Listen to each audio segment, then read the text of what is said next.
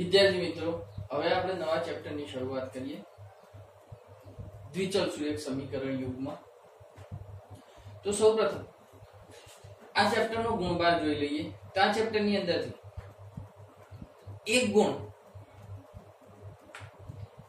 એક ગુણના બે ટૂંકા પ્રશ્નો પૂછાશે, જેના કુલ માર્ક્સ થશે 2. 2 ગુણનો એક દાખલો પૂછાશે અને 4 ગુણનો એક દાખલો પૂછાશે. એમ કરી અને કુલ 8 માર્ક્સ આ ચેપ્ટરનો ગુણભાર છે. આ ચેપ્ટરની અંદરથી 2 દાખલા, એક 4 માર્ક્સનો અને એક 2 માર્ક્સનો અને 2 ટૂંકા શોર્ટ ક્વેશ્ચન એમ મળી અને ટોટલ 8 માર્ક્સનું પૂછાશે. હવે આ ચેપ્ટરની અંદર આપણે શીખવાનું શું છે? તો સૌથી પહેલા તો અહીંયા આપણે દ્વિચલ સુરેખ સમીકરણની સમજ મેળવવાની છે. દ્વિચલ સુરેખ સમીકરણનું સ્વરૂપ કેવું હોય, એનું પ્રામાણિક સ્વરૂપ, ક્યારે દ્વિચલ સુરેખ સમીકરણ શક્ય બને, ક્યારે દ્વિચલ સુરેખ સમીકરણ શક્ય ન બને. તો સૌથી પહેલા આપણે એના સ્વરૂપ વિશે સમજ મેળવવાની છે, દ્વિચલ સુરેખ સમીકરણ. ત્યારબાદ દ્વિચલ સુરેખ સમીકરણ એ હંમેશા યુગ્મ સ્વરૂપે, યુગ્મ એટલે જોડી સ્વરૂપે હોય. દ્વિચલ સુરેખ સમીકરણ એ યુગ્મ જોડી સ્વરૂપે હોય તો જ એનો ઉકેલ શોધી શકાય. અને આ ચેપ્ટરની અંદર આપણે એ શીખવાનું છે કે અહીંયા જે દ્વિચલ સુરેખ સમીકરણ આપણને મળશે એ જોડીની અંદર મળશે, એનું યુગ્મ મળશે. અને એ યુગ્મ ઉપરથી આપણે એની ઉકેલવા માટેની જુદી જુદી પદ્ધતિઓ મેળવવાની છે. ઉકેલવા માટેની જુદી જુદી પદ્ધતિ એટલે દ્વિચલ સુરેખ સમીકરણ હશે તો એની અંદર 2 ચલ આપેલા છે અને બંને ચલની કિંમત મેળવવા માટેની જુદી જુદી પદ્ધતિઓ છે એની અંદર શીખવાની છે. જેની અંદર એક પદ્ધતિ આલેખની રીતે દ્વિચલ સુરેખ સમીકરણનો ઉકેલ મેળવવો, આપણે આ પદ્ધતિ શીખવાની છે, પણ પરીક્ષાની અંદર એ પૂછાતી નથી. આ કદાચ MCQ ની અંદર આપણને એના ઉકેલ કે એની પદ્ધતિ માટે પૂછે, પણ આલેખ દોરવાનું આપણે પૂછાતું નથી. પરંતુ આપણે સૌથી પહેલા એના માટે આલેખની રીત શીખીશું કે આલેખની રીતે એનો ઉકેલ મેળવી શકાય છે. બીજો દ્વિચલ સુરેખ સમીકરણનો ઉકેલ મેળવવા માટેની બીજી 3 બેઝિક રીતો છે. એક આદેશની રીત, બીજી લોકની રીત અને ત્રીજી ચોકડી ગુણાકારની રીત. આ દરેક રીતની અંદર શું હોય તો સામાન્ય રીતે કે કોઈ એક ચલની કિંમત મેળવવાની હોય આપેલી પદ્ધતિથી, અને એ ચલની કિંમત કોઈ સમીકરણની અંદર આપણે મૂકી દઈએ. આપેલા 2 દ્વિચલ સુરેખ સમીકરણમાંથી કોઈ એક સમીકરણની અંદર મૂકીએ એટલે બીજા ચલની કિંમત મળી જાય. અને બીજો કે આ 3 રીતો શીખવાની સાથે સાથે આપણે એની સાથે આપણને કુટ પ્રશ્નો આપેલા છે. તો આ 3 રીતે આપણે કુટ પ્રશ્નોની અંદરથી 2 દ્વિચલ સુરેખ સમીકરણ તારવીએ અને આ 3 રીતની મદદથી એનો ઉકેલ પણ આપણે શોધી શકીએ છીએ. અને એ સિવાય છેલ્લે કે કેટલાક દ્વિચલ સુરેખ સમીકરણો એવા હશે કે જે આપણને સીધા સ્વરૂપમાં આપેલા હશે નહીં, તો એને આપણે શું કરીશું તો એને ચલના સ્વરૂપમાં રૂપાંતરિત કરીશું અને દ્વિચલ સુરેખ સમીકરણનું સ્વરૂપ મેળવીશું અને એ રૂપમાં પરિવર્તિત કર્યા પછી આપણે એનો ઉકેલ છે મેળવી શકીએ છીએ. તો આટલા ટોપિક છે એ આપણે આ ચેપ્ટરની અંદર શીખવાના છે. વિદ્યાર્થી મિત્રો, આપણે દ્વિચલ સુરેખ સમીકરણ યુગ્મનો અભ્યાસ કરીએ પહેલા સૌથી પહેલા દ્વિચલ સુરેખ સમીકરણનું સ્વરૂપ જોઈ લઈએ. તો દ્વિચલ સુરેખ સમીકરણ એટલે શું? તો કોઈ પણ સમીકરણ હોય એને 2 ચલ હોય અને બંને ચલનો ઘાતાંક 1 હોય તો એવા સમીકરણને તમે દ્વિચલ સુરેખ સમીકરણ કહી શકો છો. અથવા તો અહીંયા આપણે ચલના સ્વરૂપની અંદર જોવું હોય તો અહીંયા આપણે એવું કહી શકીએ કે જો a, b અને c એ વાસ્તવિક સંખ્યાઓ હોય, a અને b બંને સાથે શૂન્ય ન હોઈ શકે. આપણે પાછળ એના સ્વરૂપ વિશે ચર્ચા કરીશું, એ વખતે જોઈશું કે 2 ચલમાંથી કોઈ એકનો સહગુણક 0 હોય તો દ્વિચલ સુરેખ સમીકરણ શક્ય બને છે, પરંતુ બંને ચલના સહગુણકો એકી સાથે 0 હોઈ શકતા નથી.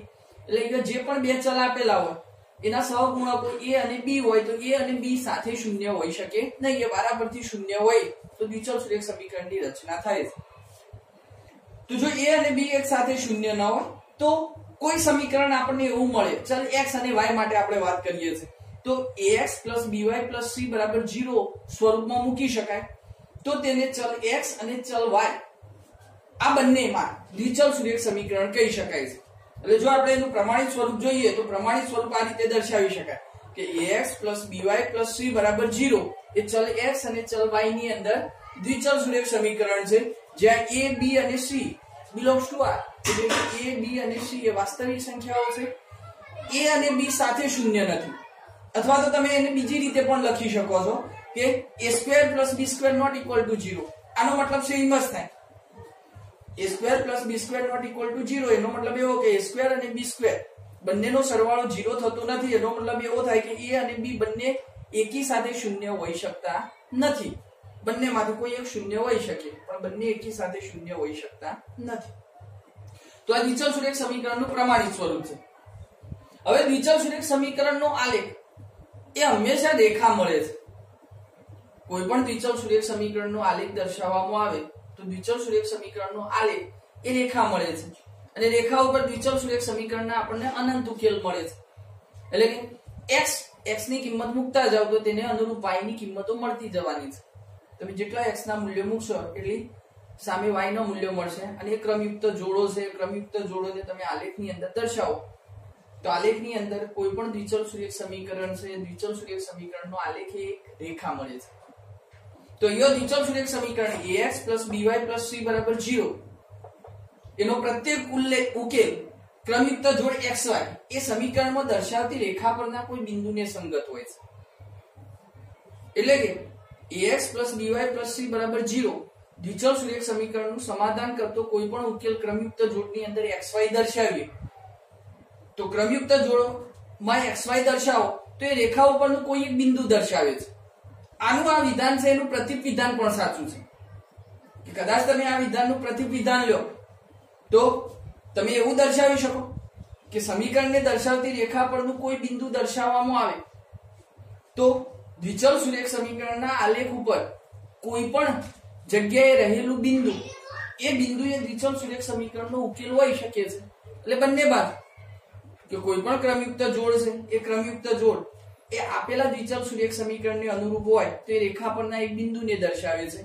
અને રેખા પરનું કોઈ એક બિંદુ એ ક્રમયુક્ત જોડ સ્વરૂપે આપણે દર્શાવીએ તો એ દ્વિચલ સુરેખ સમીકરણનો ઉકેલ થાય છે. એટલે બંને બાજુ આ બાબત સાચી છે. હવે અહીંયા જો આપણે જે આ ચેપ્ટરની અંદર જોવાનું છે માત્ર એક જ દ્વિચલ સુરેખ સમીકરણનો અભ્યાસ કરવાનો નથી. આપણે દ્વિચલ સુરેખ સમીકરણ યુગ્મનો અભ્યાસ કરવાનો છે. યુગ્મ એટલે જોડી હોય એટલે હંમેશા બે સાથે હોય. તો અહીંયા આપણે એવું કહી શકીએ કે માત્ર બે જ ચલના બે દ્વિચલ સુરેખ સમીકરણો ચલ ગમે તે હોય એવું જરૂર નથી કે દરેક વખતે ચલ x અને y જ હોવા જોઈએ.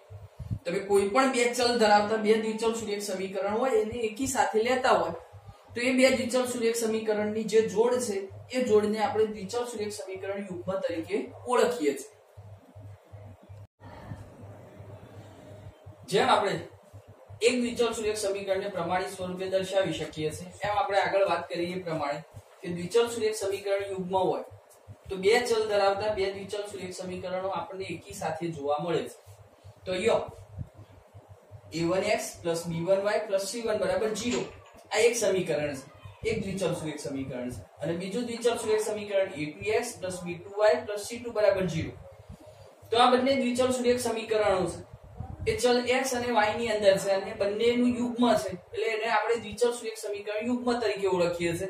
અને જે શરતો દ્વિચલ સુરેખ સમીકરણ માટે લાગુ પડે છે એ જ શરતો અહીંયા પણ બંને દ્વિચલ સુરેખ સમીકરણો માટે એટલે કે એમના યુગ્મ માટે લાગુ પડશે. એટલે કે અહીંયા a1 b1 c1 a2 b2 c2 belongs to R એટલે a1 b1 c1 અને a2 b2 c2 એ વાસ્તવિક સંખ્યાઓ છે. અહીંયા પહેલા સમીકરણની અંદર a1 અને b1 એકી સાથે શૂન્ય નથી એટલે કે a1² + b1² not equal to 0. અને બીજા દ્વિચલ સુરેખ સમીકરણની અંદર a2 અને b2 બંને એકી સાથે શૂન્ય નથી તો a2² + b2² not equal to 0. તો આને આપણે દ્વિચલ સુરેખ સમીકરણની જોડી સ્વરૂપે દર્શાવીએ છીએ એના યુગ્મ સ્વરૂપે દર્શાવીએ છીએ. જ્યારે આગળ આપણે આદેશની રીત, લોભની રીત અને ચોકડી ગુણાકારની રીતથી ઉકેલ મેળવીશું તો એની અંદર ઉકેલ મેળવવા માટે અહીંયા આપણને દ્વિચલ સુરેખ સમીકરણ યુગ્મ આપેલું હશે. બે દ્વિચલ સુરેખ સમીકરણ આપેલા હશે અને એ બંને દ્વિચલ સુરેખ સમીકરણ યુગ્મ ઉપરથી આપણે એનો ઉકેલ મેળવવાનો હશે. હવે અહીંયા દ્વિચલ સુરેખ સમીકરણનું સ્વરૂપ તો દ્વિચલ સુરેખ સમીકરણના સ્વરૂપ માટે આપણે ફરીથી આગળ વ્યાખ્યા યાદ કરી લઈએ કે બે ચલો હોવા જોઈએ અને બંને ચલ છે એ બંને ચલ એક ઘાત ધરાવતા હોવા જોઈએ અને બંને ચલમાંથી કોઈ એકનો સહગુણક શૂન્ય હોઈ શકે છે. તો અહીંયા આપણે દર્શાવીએ 2x + 3y = 5. તો આ દ્વિચલ સુરેખ સમીકરણ છે, એને આપણે પ્રમાણિત સ્વરૂપે દર્શાવીએ તો 2x + 3y + 5 બરાબરની બીજી બાજુ લઈ જઈએ -5 = 0, એને પ્રમાણિત સ્વરૂપમાં લખીએ. અપૂર્ણાંક સ્વરૂપે આપેલું છે x/2 + y/3 = 1.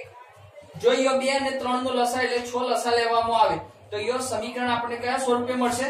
તો x ને 3 વડે ગુણો એટલે 3x, y ને 2 વડે ગુણો એટલે 2y, 2 અને 3 બંને વડે 1 ને ગુણીએ તો 6 અને 6 બરાબરની બીજી બાજુ લઈ જઈએ તો -6 = 0. તો આ એનું પ્રમાણિત સ્વરૂપ મળ્યું.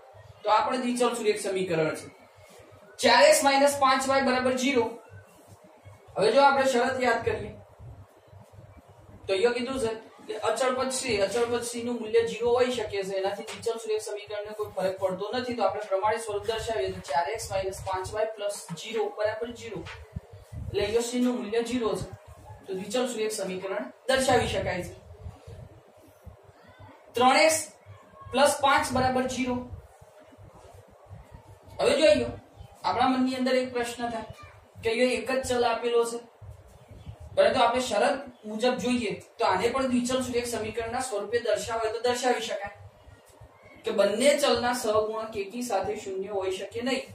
તો એનો મતલબ એવો થાય કે અહીંયા x નો ચલ આપણને x નો સહગુણક આપેલો છે, x નો સહગુણક 3 આપેલો છે.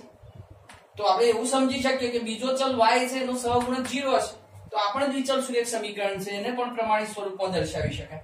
એ જ રીતે 2y - 1 = 0. તો એને પણ આપણે દ્વિચલ સુરેખ સમીકરણ સ્વરૂપે દર્શાવી શકીએ છીએ. આગળ જેમ વિચાર્યું એમાં અહીંયા વિચારીએ કે અહીંયા y નો સહગુણક આપેલો છે તો x નો સહગુણક 0 હોઈ શકે.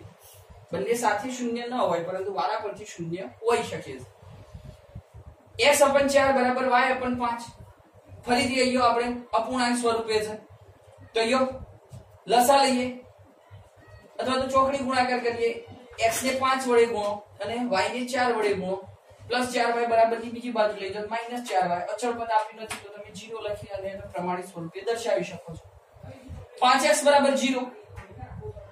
તેને પ્રમાણિત સ્વરૂપે દર્શાવીએ તો એનો મતલબ એવો થાય કે અહીંયા y નો સહગુણક એટલે b નું મૂલ્ય પણ 0 થશે અને c નું મૂલ્ય પણ 0 થશે. અને જો આ સ્વરૂપે દર્શાવ્યું હોય તો આ દ્વિચલ સુરેખ સમીકરણ છે. બરાબર, બેમાંથી કોઈ એક ચલનું મૂલ્ય કોઈ એક ચલ હોય એના સહગુણકનું મૂલ્ય હોવું જરૂરી છે. તો અહીંયા x નો સહગુણક આપણને 5 આપેલો છે તો y નો સહગુણક 0 હોય તો એનાથી દ્વિચલ સુરેખ સમીકરણ છે દર્શાવી શકાય છે. x = y + y બરાબરની બીજી બાજુ લઈ જાય તો -y. અચળ પદ આપ્યું નથી તો 0. તો અહીંયા પ્રમાણિત સ્વરૂપે દર્શાવીએ તો x - y + 0 = 0. આ પણ દ્વિચલ સુરેખ સમીકરણ છે.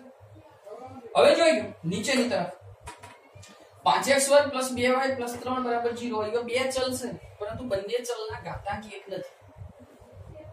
x ના માટે આપણે જોઈએ તો x ને ઘાતાંક આપણને 2 આપેલો છે અને જો ઘાતાંક 1 સિવાય બીજી કોઈ પણ સંખ્યા આપેલી હોય તો અહીંયા આપણે કહી શકીએ કે આ દ્વિચલ સુરેખ સમીકરણ નથી. અને જો દ્વિચલ સુરેખ સમીકરણ ન હોય તો એને આપણે પ્રમાણિત સ્વરૂપમાં દર્શાવવાની પણ જરૂર નથી. એ જ રીતે નીચેની તરફ જોઈએ તો 2x³ + 3x - 1 આ પણ દ્વિચલ સુરેખ સમીકરણ નથી, કારણ કે આની અંદર બે શરતોનું પાલન થતું નથી. અહીંયા જો તો તમને ફક્ત એક જ ચલ મળે છે, x જ ચલ આપ્યો છે, બીજો ચલ નથી. અને અહીંયા કીધું છે કે ચલનો ઘાતાંક 1 હોવો જોઈએ. અહીંયા x એક પદ એવું છે કે જેનો ઘાતાંક 3 મળે છે, એટલે આ દ્વિચલ સુરેખ સમીકરણ નથી. એટલે એને પણ પદ સ્વરૂપ એને પણ પ્રમાણિત સ્વરૂપમાં દર્શાવવાની જરૂર નથી.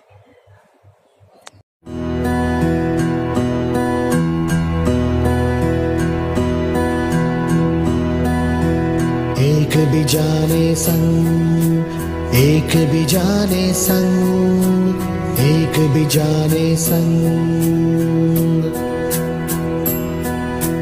भरशु जीवन मारंग लहराशे बधे उमंग थई जोशे दुनिया दंग एक बिजाने संग एक बिजाने संग एक बिजाने संग